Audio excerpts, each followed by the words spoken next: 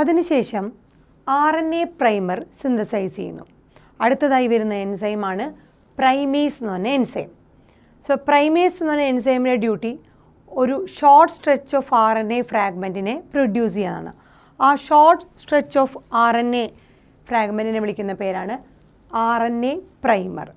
So ആ DNA സ്ട്രാൻഡിന് ഓപ്പോസിറ്റായിട്ട് ആദ്യം ആഡ് ചെയ്യപ്പെടുന്ന ന്യൂക്ലിയോടൈഡുകൾ എന്ന് പറയുന്നത് പ്രൈമേസ് ക്രിയേറ്റ് ചെയ്യുന്ന, പ്രൈമേസ് എന്ന് പറഞ്ഞ എൻസൈം ക്രിയേറ്റ് ചെയ്യുന്ന RNA പ്രൈമറുകളാണ്.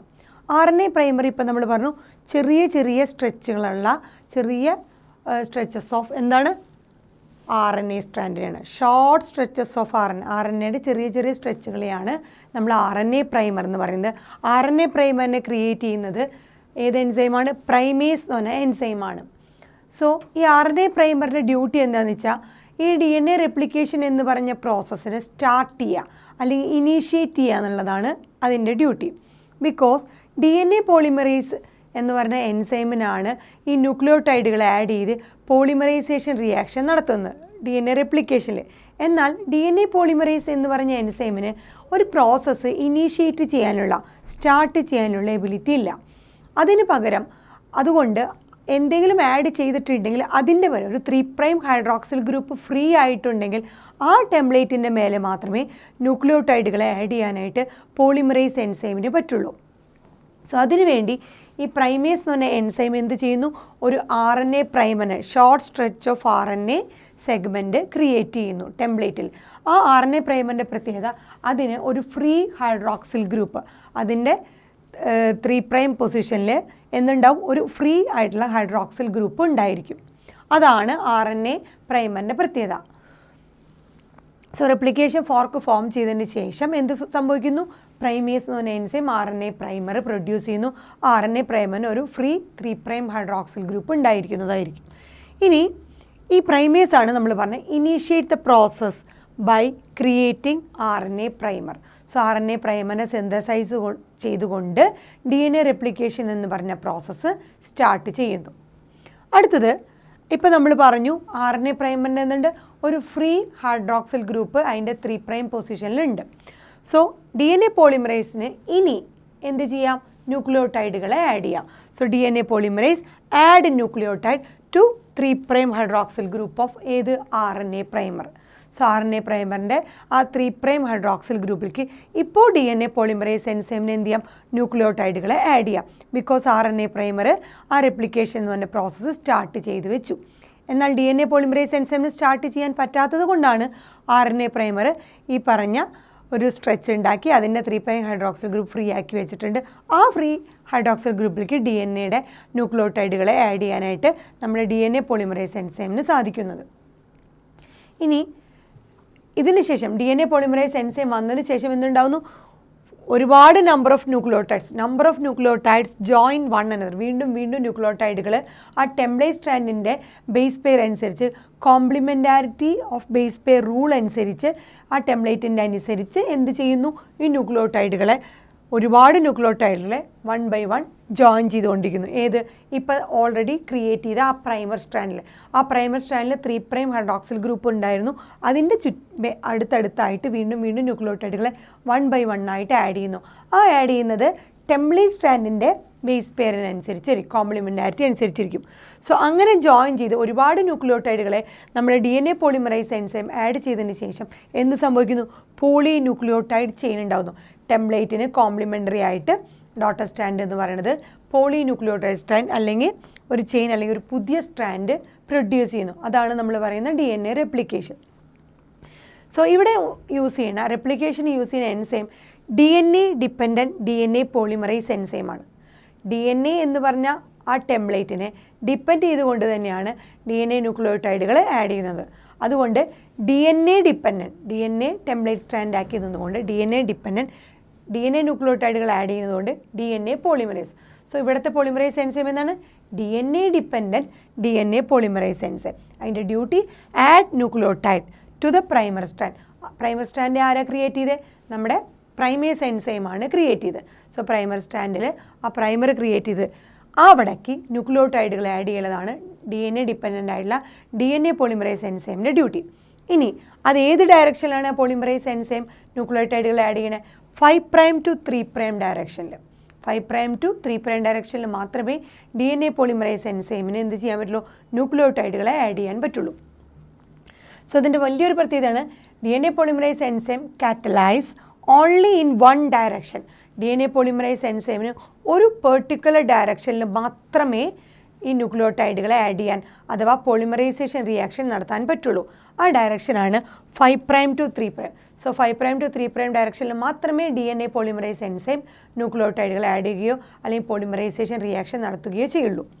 അടുത്തത് നമുക്കറിയാം DNA ഡബിൾ ഹെലിക്കൽ സ്ട്രക്ചർ ഇപ്പോൾ 2 സ്ട്രാൻഡുകളായിട്ട് റെപ്ലിക്കേഷൻ ഫോർക്കായിട്ട് വൈ ഷേപ്ഡ് സ്ട്രക്ചറായിട്ട് നിൽക്കുകയാണ്. അവിടെയാണ് നമ്മുടെ ഒരു സ്ട്രാൻഡ് 2 സ്ട്രാൻഡുകൾക്കും 2 കോംപ്ലിമെൻ്റ് 2 റൂളുകളാണുള്ളത്.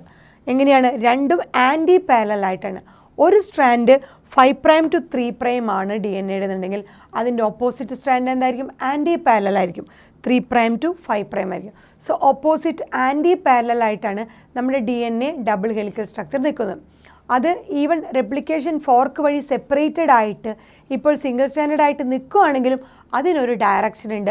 ആ ഡയറക്ഷൻ ഏതാണ്? 2 സ്ട്രാൻഡ്. ഒരു സ്ട്രാൻഡ് 5' to 3' സ്ട്രാൻഡായിട്ടും മറ്റേ സ്ട്രാൻഡ് 3' to 5' സ്ട്രാൻഡായിട്ടാണ് ഇപ്പോൾ നിൽക്കുന്ന ആ വൈ ഷേപ്പ് സ്ട്രക്ചറുള്ള ആ റെപ്ലിക്കേഷൻ ഫോർക്കിലുമുള്ള ആ ഡയറക്ഷൻ.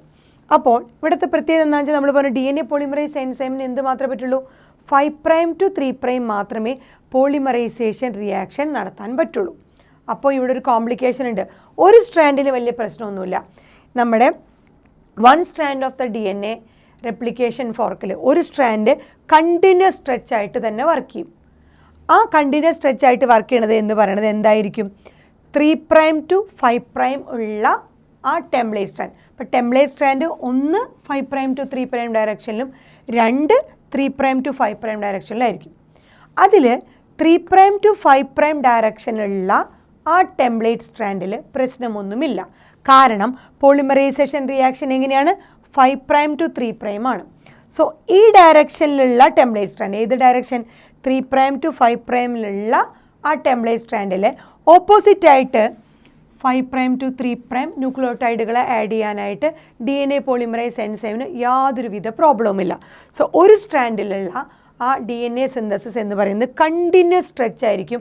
അത് നമ്മുടെ DNA പോളിമറൈസ് എൻസൈമിൻ്റെ ആ കാറ്റലൈസേഷൻ ആക്ടിവിറ്റി അനുസരിച്ച് ഈ 3' 5' to ടെംപ്ലേറ്റ് സ്ട്രാൻഡിൽ 5' to 3' ഡയറക്ഷനിൽ അത് അതിൻ്റെ ന്യൂക്ലിയോടൈഡുകളെ 1 by 1 ആഡ് ചെയ്ത് ഒരു പോളി ന്യൂക്ലിയോടൈഡ് ചെയിൻ അല്ലെങ്കിൽ ന്യൂ സ്ട്രാൻഡ് ഉണ്ടാക്കുന്നു.